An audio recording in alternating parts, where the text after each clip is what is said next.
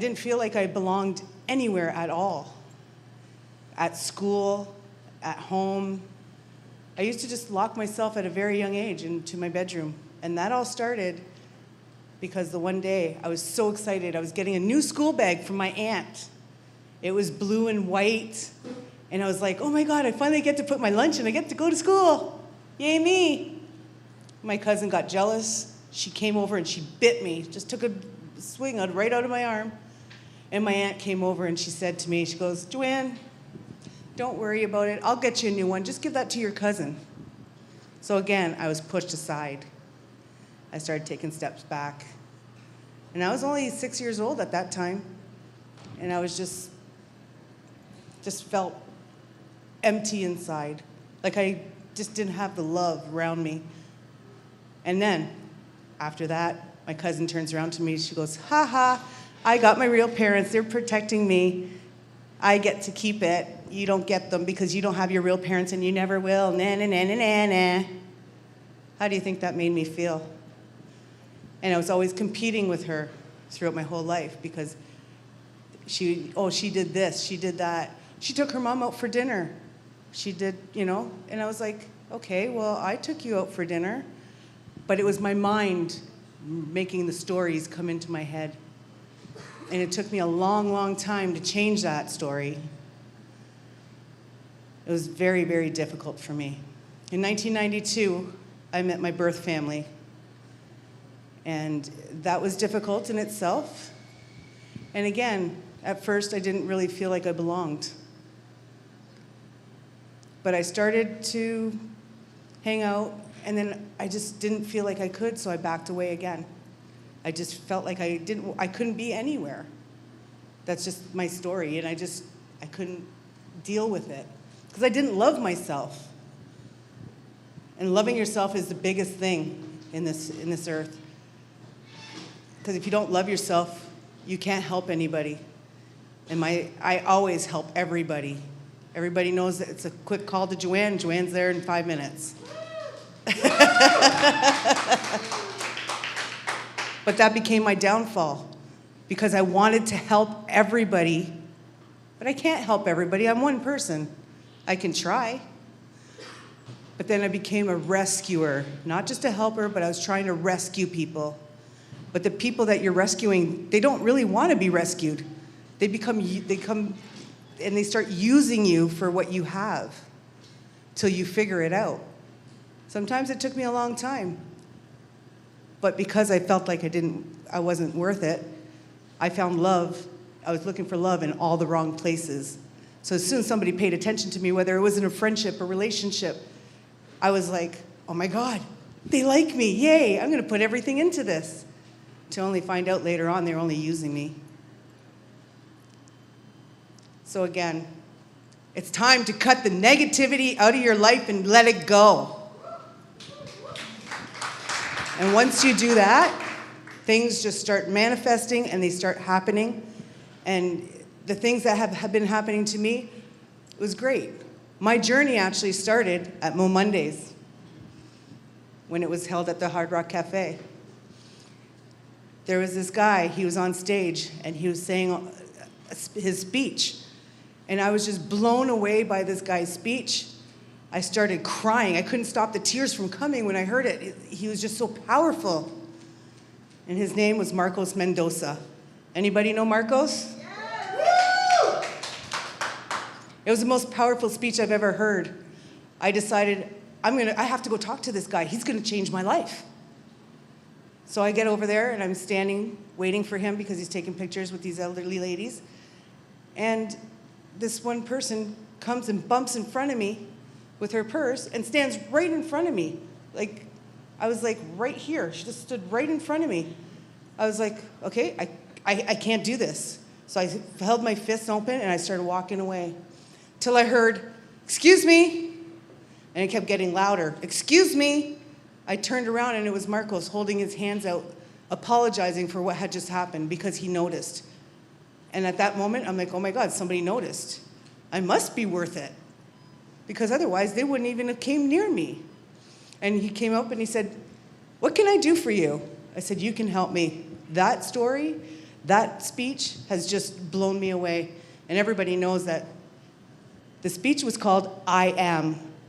It was the most beautiful speech ever. And everybody, even Marco, says it's pretty much mine now. I had necklaces made for me and Marco's. I have a painting that was made for my birthday with I Am.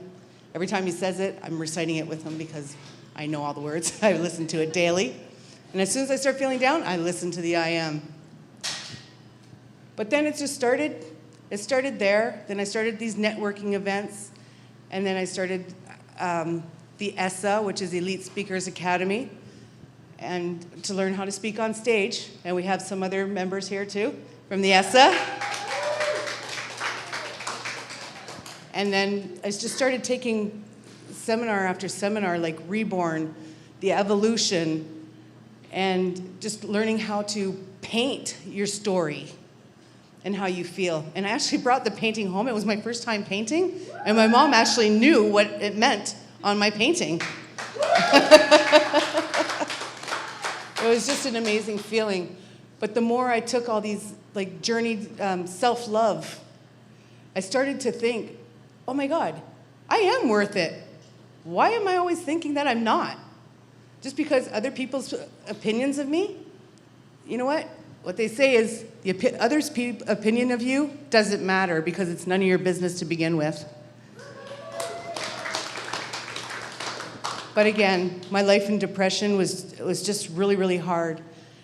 When I had relationships breaking off, the one time I took a full bottle of pills, trying to kill myself. But then I woke up in the morning and I'm like, well, I guess that didn't work. So I tried going on. And then another relationship I started, and that one didn't go through.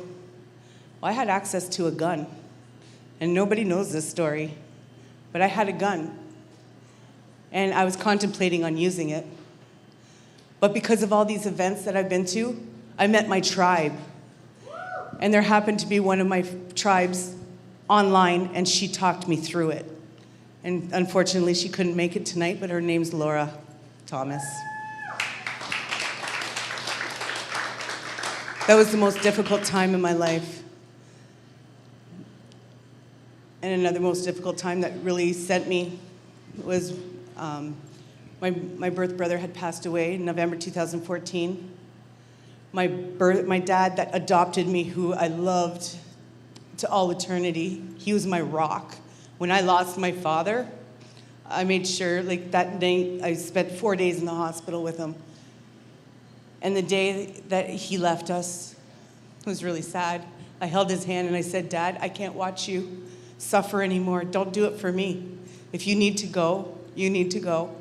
I will be there by your side. But whatever you do, just make sure that you give me your last breath, no matter who's in that room. So at that moment, the nurses came in to change him. We all left the room. And when I came back in, he was gone. And I ran over to the bed and I said, Dad, please, you promised. He opened his eyes, he smiled at me, and then he left.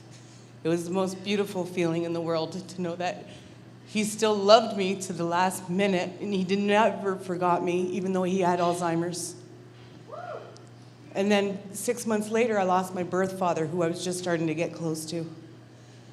I have a lot of family, and there's one right behind the bar, Jen.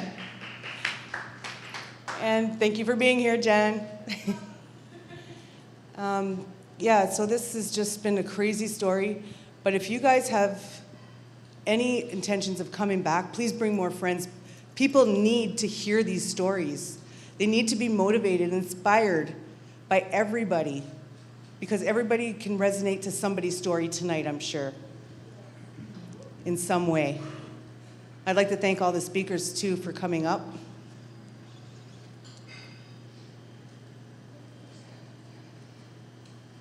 And I'd like to thank everybody for coming out. But the one thing I want to remind you is always love yourself and make yourself first. Because if you can't love yourself, you can't love anybody around you, and you can't help anybody. Cut the negativity out of your life, because that's when you start to manifest your goals. What's the next one? Like mother, like son, I guess.